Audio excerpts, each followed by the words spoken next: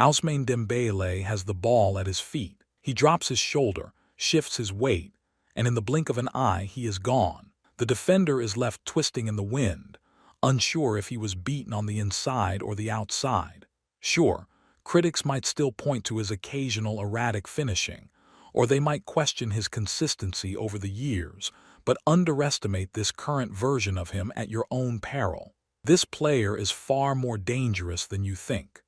This is why, after years of start-stop momentum, Dembele has finally evolved into the terrifying winger we always knew he could be. He is literally tearing defenses apart, bringing a level of chaos and unpredictability that makes him a nightmare for any tactical setup. For a long time, the narrative surrounding him was focused on what he couldn't do. The injuries, the price tag, the pressure. But right now, it feels like absolute justice for a player who never stopped believing in his own magic. For his club and country, he is the ultimate weapon. And for Dembele himself, it is the realization of a potential that many feared would be lost to the treatment room. It has been magnificent to watch his resurgence. The underlying numbers are staggering. We are talking about a player who consistently leads Europe in successful take-ons, progressive carries, and chances created. He is not just a winger standing on the touchline waiting for the game to come to him. He is the emotional compass of the attack, the spark that ignites every transition. But to call his current teams a one-man show would be completely unfair. A new youthful core has been built around him.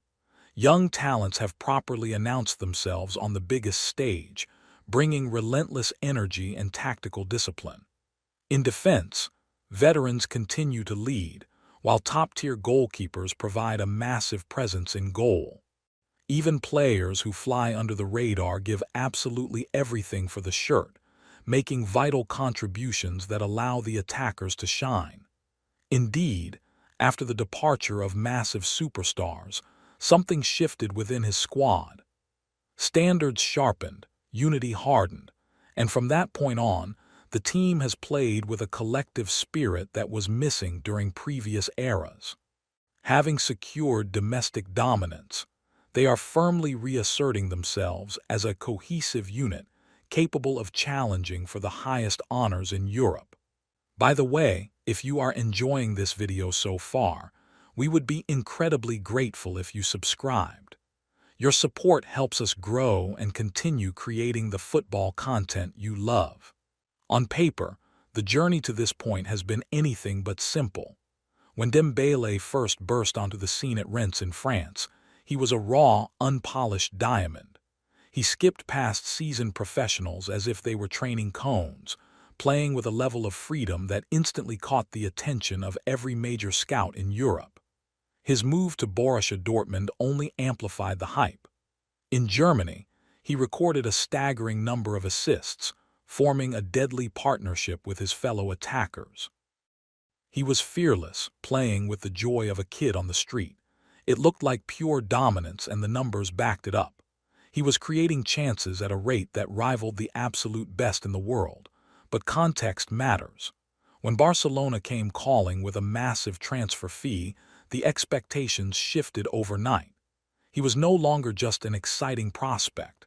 He was brought in to replace the irreplaceable Neymar. And that is where the warning signs began to appear. His body struggled to cope with the sudden increase in physical demands, the intensity of Spanish football, and the crushing pressure of the Camp Nou. Muscle injuries piled up at an alarming rate. Defeats in big Champions League nights weighed heavily on the squad, and Dembele often found himself catching the blame. Sandwiched between brilliant individual moments were long, painful spells on the sidelines. Yet even then, the lingering feeling was that whenever he stepped onto the pitch, the entire dynamic of the game changed. He was grinding through grueling rehab sessions, dealing with harsh media criticism, and trying to find his rhythm in a team that was constantly changing managers. It is a pattern that largely followed him throughout his early 20s. Friendly matches and lower league opposition were never the issue. He could tear those teams apart with his eyes closed. But meaningful tests in the latter stages of European competitions were scarce because his body kept failing him at the crucial moments. Opposing fans and media pundits were quick to label him a flop. They questioned his diet, his lifestyle, his professionalism. But these were often surface-level judgments that ignored the immense mental toll of suffering back-to-back long-term injuries. Of course, such setbacks rarely offer a genuine opportunity to build form. And for a player whose entire game relies on explosive acceleration, trusting your body again is the hardest hurdle to overcome. So it is understandable that his intensity dipped during those dark periods, but he was not having any of it. He refused to give up. He completely overhauled his physical preparation, hired personal fitness specialists, changed his daily habits, and slowly began to rebuild his career foundation. It was a silent grind, far away from the flashing cameras, focusing purely on getting his legs to handle the extreme forces his playstyle demanded. The real turning point arguably began under Xavi at Barcelona. The legendary manager recognized that Dembele was not a lost cause, but rather a misunderstood genius who needed an arm around his shoulder and a tactical system that isolated him against fullbacks. The manager opened the door to a new level of confidence. He demanded that the team give the ball to Ousmane as quickly as possible, allowing him to face his defender one-on-one. And it worked beautifully. He became the leading assist provider in La Liga, tearing down the right wing and putting the ball on a plate for his strikers. But the financial situation in Spain and the allure of returning home eventually led him to Paris Saint-Germain. To be fair, he had little choice but to embrace a new challenge to truly reset his narrative.